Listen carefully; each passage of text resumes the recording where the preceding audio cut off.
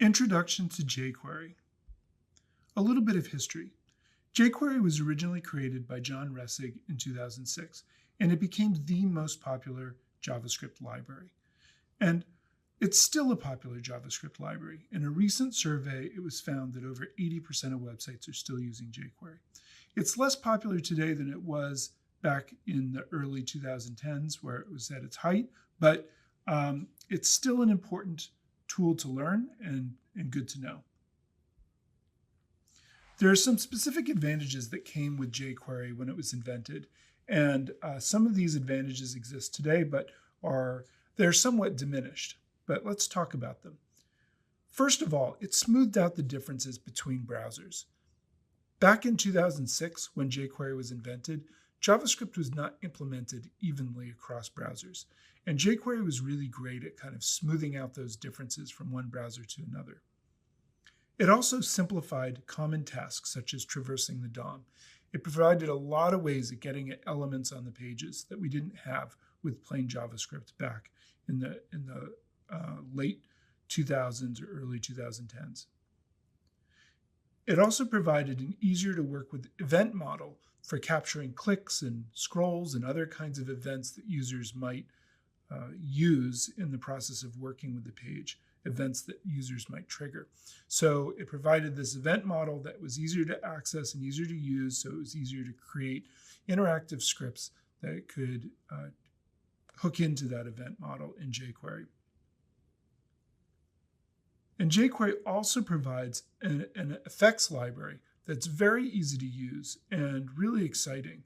And it's really kind of a cool effects library that provided a great way into programming and to creating interactive elements for a whole generation of developers. Then on top of that, there's a plugin system for additional functionality. So you could create plugins that added functionality to jQuery. And we'll take a look at this to some extent. And then finally, last but not least, jQuery provides a simpler syntax, and that allows us to write shorter and more concise scripts. And these were all huge advantages to jQuery and contributed to making it the most popular JavaScript library. Today, jQuery is less useful than it used to be back in the early days. And some of the things that have sort of been smoothed over is that, remember, in 2009, jQuery came out in 2006, and in 2009, the standardizing body decided to make JavaScript the scripting language for the web. And at that point, a lot of excitement poured into the JavaScript world. And there was a concerted effort from the people who were making browsers, web browsers like Chrome and Firefox and Safari and Internet Explorer at the time. It's now Edge. But for those companies that were making those, whether it was Apple or Microsoft or whomever, to standardize their implementations of JavaScript, and that really helped with the development of JavaScript. Plus, the release of ES6 or ES 2015 in 2015 really helped with a lot of the features of plain vanilla JavaScript so that we don't need as much from jQuery as we once did. So we don't need to smooth out the differences between different browsers as much anymore. The implementations in different browsers are pretty much the same now or very similar. So we don't need a lot of that anymore. In terms of simplifying common tasks such as traversing the DOM, we've already explored Query Selector and Query Selector All, which are great tools for accessing elements in your DOM that are built into plain JavaScript now. And those have really helped minimize the need for jQuery to do that kind of thing. Also, in plain JavaScript, we now have the add event listener method, which is great for adding event listeners for all different types of events that users might trigger or might be triggered by the system. So using that event listener model sort of limits the need for the easier to work with event model that jQuery had to offer. The effects library is interesting. The jQuery effects library is great, and it's really great to work with, and it's fun to work with, and it's still useful from time to time. But these days, we would much prefer to use CSS to create animation, because CSS will take advantage of the device's GPU, the graphics processing unit, as opposed to the CPU, the central processing unit. And that will make your animation smoother and work better, especially for older, slower devices, these kinds of things, phones, older phones, this kind of stuff. The jQuery animations will feel a little bit clunky because jQuery is using JavaScript to create those animations. So the effects library is not as useful today as it once was, although it can still be useful. The two things that are still really useful about jQuery are the plugin system for additional functionality. There are thousands of plugins written for jQuery, and we'll look at a few of them, but you can explore many on your own. And the wonderful thing about plugins is that other people have written a whole bunch of code, and you can take advantage of that and build all kinds of cool things from the code that others have written. And that also helps prepare you for other types of libraries of code. If you get into Node and NPM and these kinds of things, doing this stuff with jQuery will help sort of prepare you for that world. The simpler syntax for shorter, more concise scripts is also still true. It's perhaps less true than it once was, but it's still true. You'll see, we'll do some exercises and some examples where you'll see that the scripts are shorter and more concise.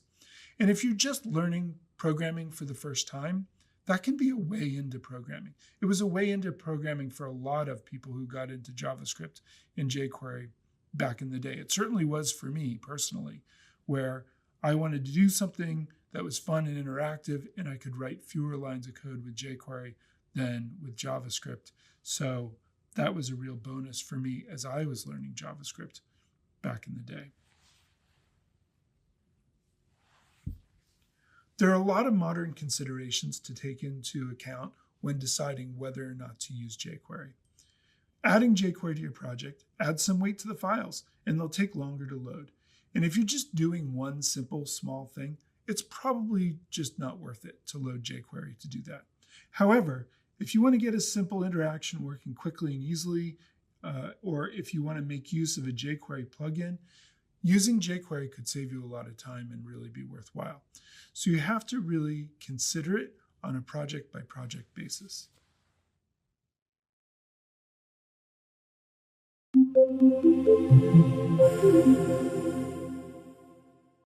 What is a library anyway?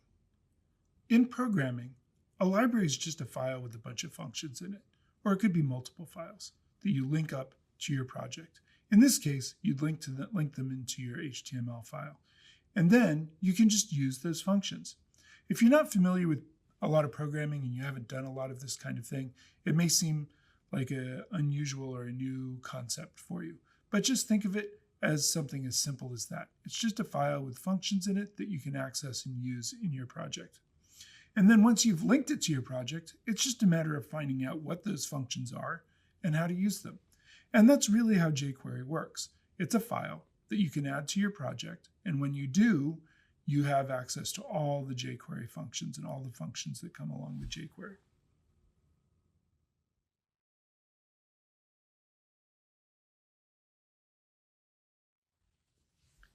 There are two options for plugging in jQuery.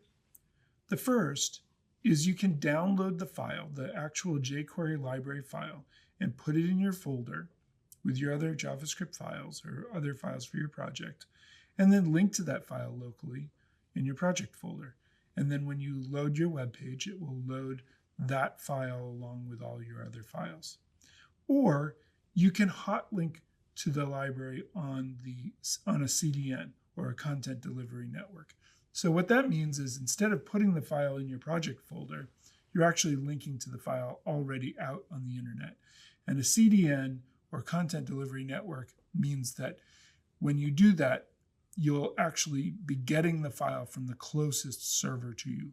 A CDN has servers all over the globe, and when you go to load a particular web page, It's looking at your IP address and figuring out where you are, and then getting the file from the closest file server so it will get it the fastest that it can. So there are both these ways of getting jQuery into your project, and we're going to look at both of them. First, we'll look at downloading jQuery. And to do that, you can go to jQuery.com, and I have that website pulled up here, and you can click the Download jQuery link. So let's go over here, and I can click on Download jQuery here. And that'll take me to a page that, if you're not used to doing this kind of stuff, will look a little confusing, because we've got a whole bunch of links here, and it's not really clear exactly what it is you should actually be downloading. And then they've got this stuff with NPM and Yarn and Bower, and this migrate plugin, and all this other stuff on the page. So it can be a little bit confusing. The NPM, Yarn, and Bower are all build tools that you might be using if you're in a particular environment that's using these build tools. But we're just going to download the actual library file itself. And what we want is the compressed version. There'll be a compressed version and an uncompressed version. The uncompressed version will look like this. And it looks kind of like JavaScript that you've seen before with var and all this kind of stuff. The compressed version is going to remove all of the white space and sort of compress it down, so it's not really made for human reading at all. It's made just to be loaded on your computer. But it'll be smaller. It'll be a smaller file to download. And so what you want is the compressed production version of jQuery. So if you click this one here, you'll get something like this. And you can see up here it says jQuery version 3.5.1. Okay, so to download this, if you just right-click in the white area here and do Save As, and I'm going to save it in my downloads into my jQuery start folder, and that's where you should put it as well. So I'm going to just put it in here and save this, so that now I have a copy of jQuery in my jQuery start folder here. Here it is, jQuery 3.5.1 min. This is the minified version. It's been compressed down.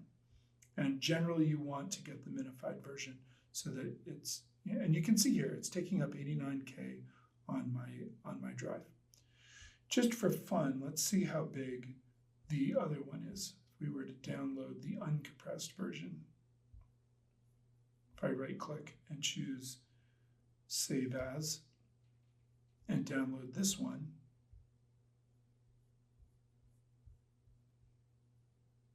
and then come back and look at this, you can see this one is 288K. So this is a lot larger.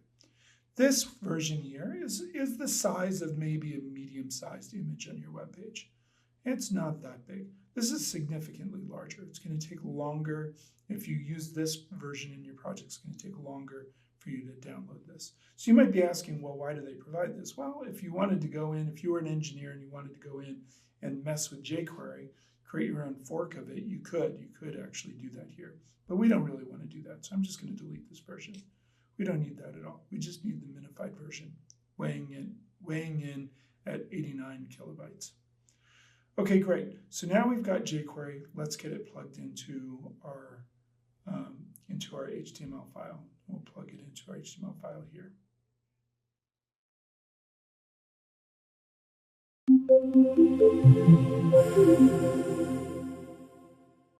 Plugging in the jQuery library.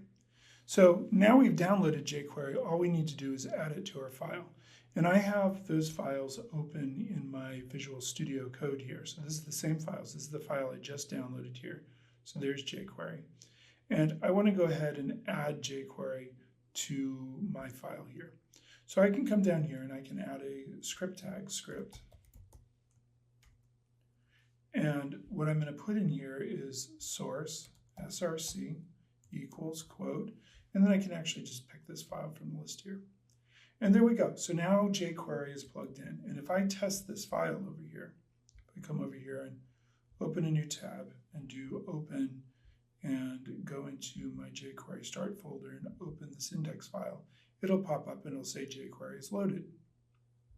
If I were to remove that script, so down here you can see if window.jQuery, alert jQuery is loaded. If I were to remove this script, suppose I comment this out just for a minute here and save this and then come back and test it, it'll come back and it'll say jQuery is not loaded. So in order for this script to run, it requires jQuery because we're testing to see if jQuery is here. So, oops, there we go. So now jQuery is loaded and this statement is true and we're getting this alert box to pop up. So that's great. So we can load jQuery by linking it here in, downloading it and putting it in our files and linking to it. When you do it this way, you have an extra file to keep track of. You have to keep track of this jQuery library file and make sure that it doesn't go missing from all your folders and files. Not that big a deal, but it's one more file to keep track of. Even easier is to use a CDN to load jQuery. And the CDN I prefer to use is the Google CDN. And I have that pulled up over here. And if you want to get to this CDN, the easy way to get to it is just to Google jQuery. If I can type CDN, there we go. And you'll see hosted libraries on Google. So that's this link right here. And over here, they've got a lot of libraries that you can access through Google that they host on their CDN, and one of them is jQuery. So we can actually go to this link here to jQuery, and you can see that jQuery has 3 different versions, 3 sort of flavors of jQuery that include different features. The version 1x snippet is the oldest version of jQuery, and it's loading 1.12.4. So this is really the 12th version, 12th major version of version 1, essentially. And then we've got version 2.2.4, which is the second major version of version 2. And in version 2, they did a number of things to, they removed support for IE6 because it had basically gone away at that point. So they've done some different things in these different versions. The most recent version, the version that we downloaded, is version 3.5.1. So to get the same one that we had before, you can just copy this entire script line here. Oops, press the wrong button there.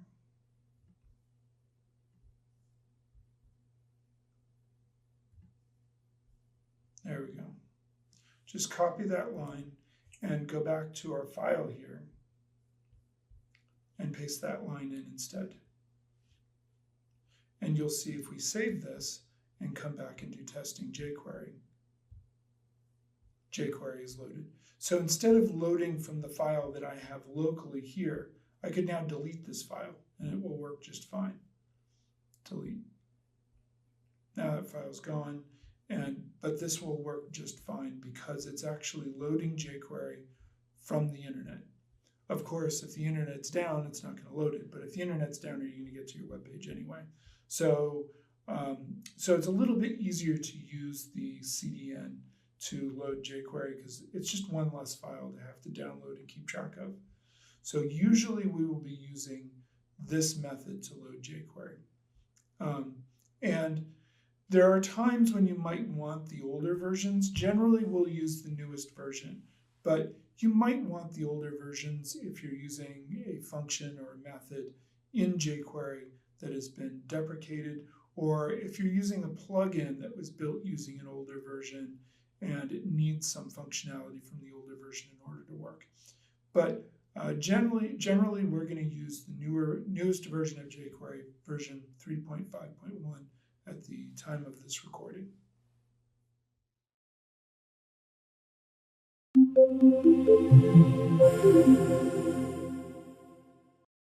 Now that you have jQuery working, let's do something with it. Do something more than just to show that it's working. And we'll use the same file. We're just going to replace the script on there. So just so we can see that something is happening to our actual web page. So if we come back over here, we can get rid of this if-else statement, just delete that for a moment. And let's put in a jQuery statement. So try this instead. And I'm just gonna, there we go. $, we're gonna go get the H1 on the page, which is this element here, is jQuery working. And we're gonna use the CSS method in jQuery, like that.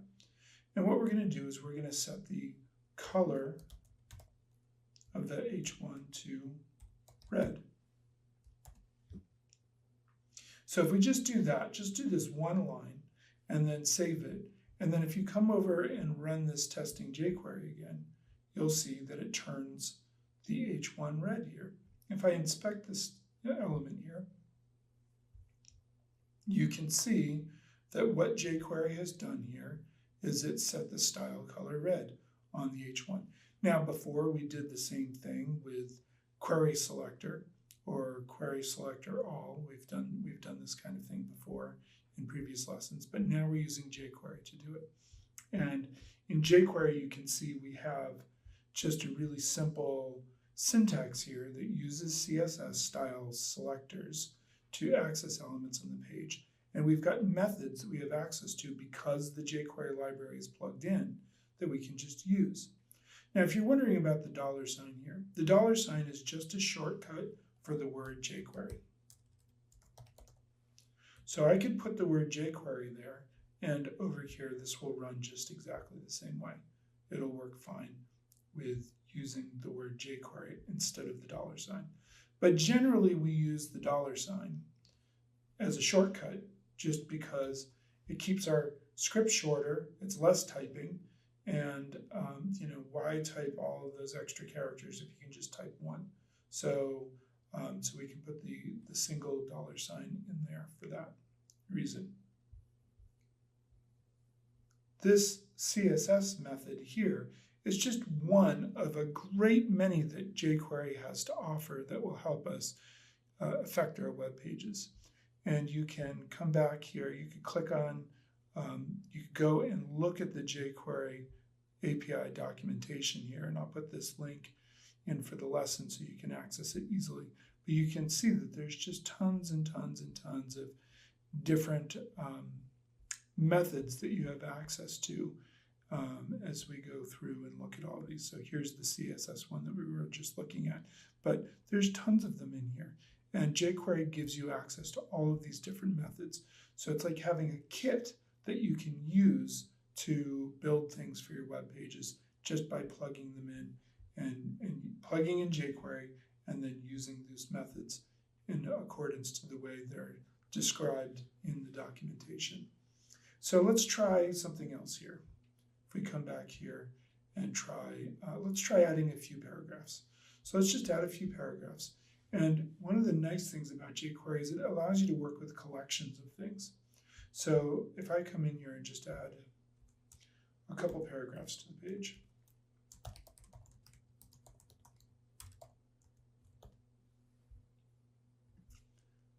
And I'm just going to copy that and paste it and add a few more here. So now I've got 3 paragraphs on the page. Now down here, if I change this to P, if we were doing this with plain JavaScript, we would need some sort of loop because we would do query selector all or get elements by tag name or some method like that, which would give us an array of items that we would then have to loop through to turn them all red. And we've done that before. You've done that in some of our previous lessons. So, but here with jQuery, what's one of the things that makes jQuery shorter and more concise is it'll work with groups of elements. So I can just grab the paragraphs and say CSS color red, and you'll see over here when I run this page, it's loading those paragraphs and it's turning them all red without having to do a loop. And that saves me a lot of, not a lot of extra lines, but a few extra lines of programming. And it's one of these, this is the kind of thing that makes jQuery easier to get into for people who are new to programming. This whole thing of having to, oh, I take this array, now I've got an array, now I've got to loop through it. It's a little bit of a pain. So jQuery kind of takes some of that pain away, and that's really kind of a nice feature of jQuery.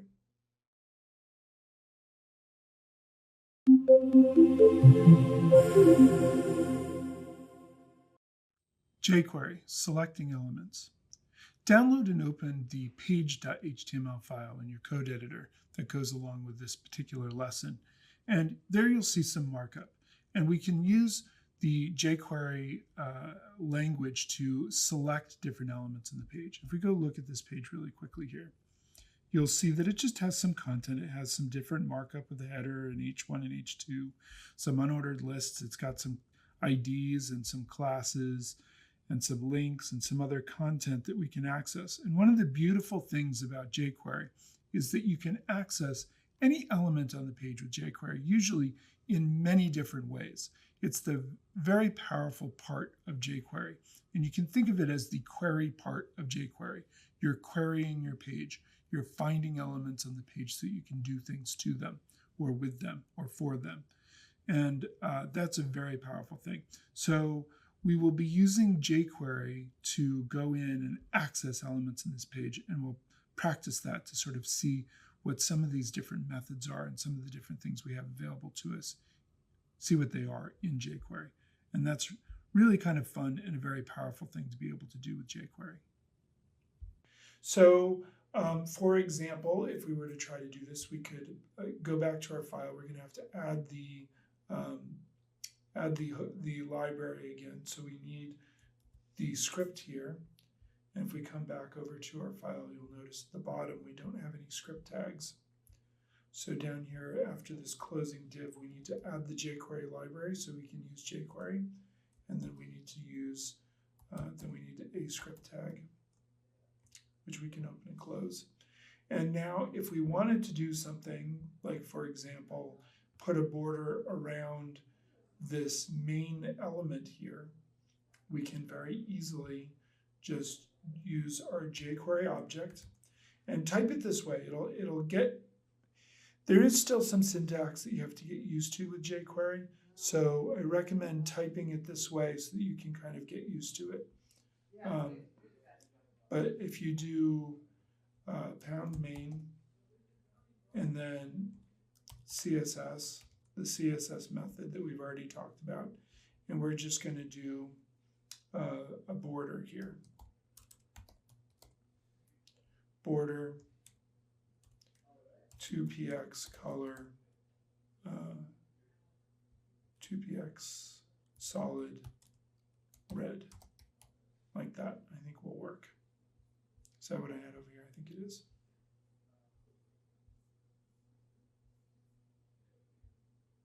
Yeah, 2px solid red. So if we do that and save this document here, and then come over to our example page. So here's my page, and if I refresh, you'll see I get a border around the main area of the page. So that's working. So we can access this element. We can access all kinds of elements with jQuery. So if I wanted to get the elements on the page that have the class special, so if we go back to our code here, we should see that we've got a class special in these two list items. We've got a class special up here on this list item. So these items should be targeted if we change this to .special.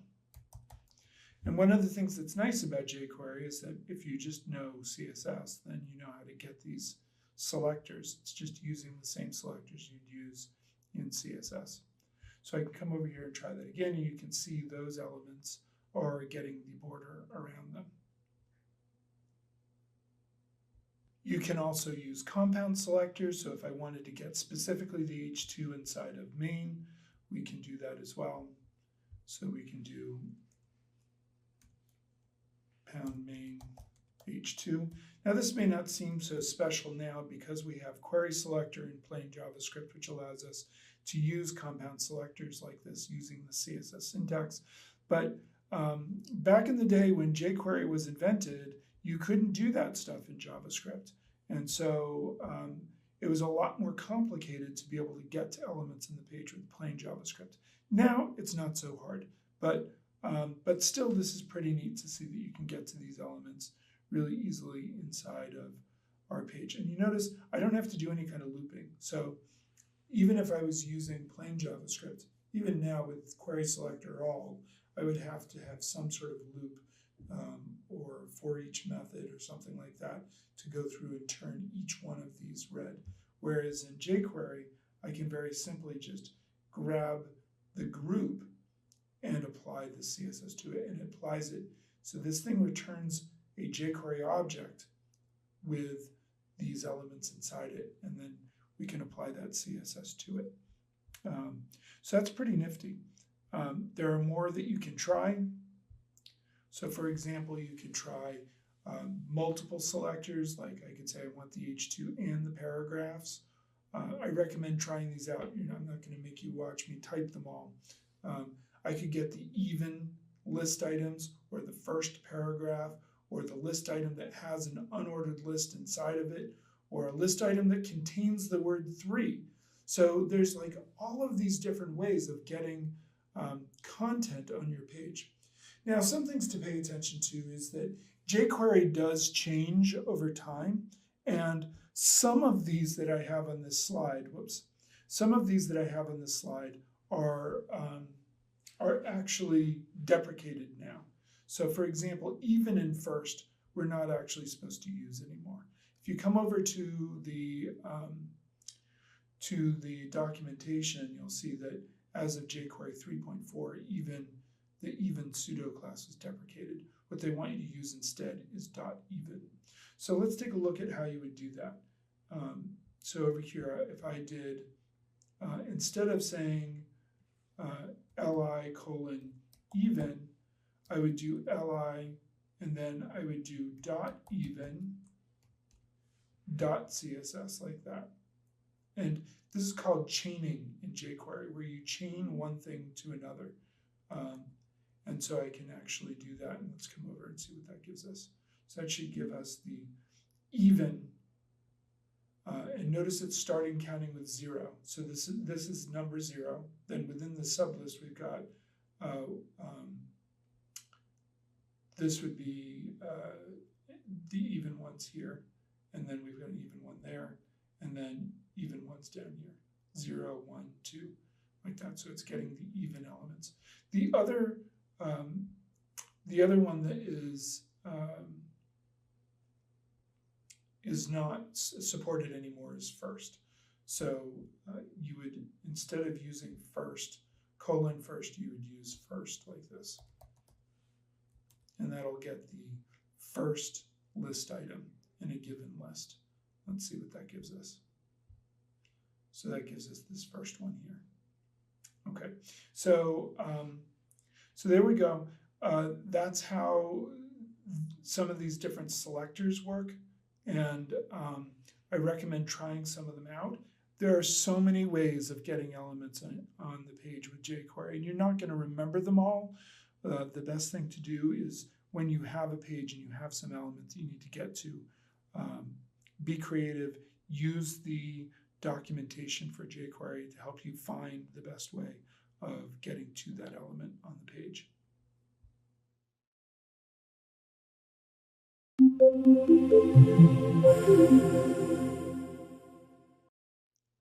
Let's look at how we can capture some events in jQuery. And jQuery has its own special syntax for event handlers. So let's take a look at how to do that. If we come back over to our test page here, you can just comment this out or delete it just to get rid of it. But I'm going to target anchor tags on the page. So again, I'm going to type my jQuery object, and in there I'm going to say A. So that's going to go in and target all of these anchor tags on the page, all of those and all of these. And that's going to gather all those items and return them in this nice little jQuery object here. And I'm going to add a click handler, .click. So this click handler is going to fire when you click on any one of those anchor tags. And what I'm going to pass in, make sure you type it this way. So you're typing from the outside in. I'm going to add in here a function, oops, like so. with curly braces, parentheses and curly braces. So this is an anonymous function. This is a function that's just going to run when this click handler happens. And in here, I'm just going to put console.log, and I'm going to put in here, I'm going to put this .html.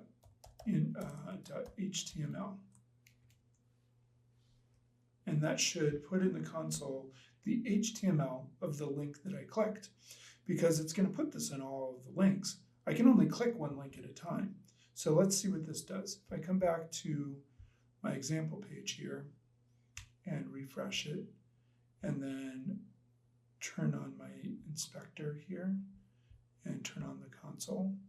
If I click a link, oops, this .html is not a function. I must have done that wrong. I know what I did. Come back over to Visual Studio Code. This needs to be, I need to use my jQuery object. Oops, I'm having all sorts of trouble here.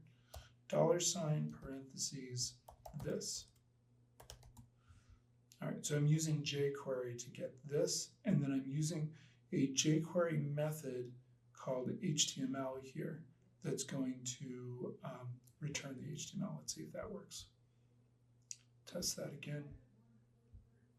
Click a link, and I'm getting link 1. Or if I click sublink 1, I get sublink 1. Or if I click link 2, I get link 2. Link 4, I get link 4. So, so what's going on here is that the click handler, and this is, again, in plain JavaScript, we would have to use some sort of loop to apply the click handler to all of the anchor tags. But here, I can just grab all of them, return them in this jQuery object, and then I can use this method here, console log, to tell me what is inside of these anchor tags each time you click on one. So that's pretty nifty.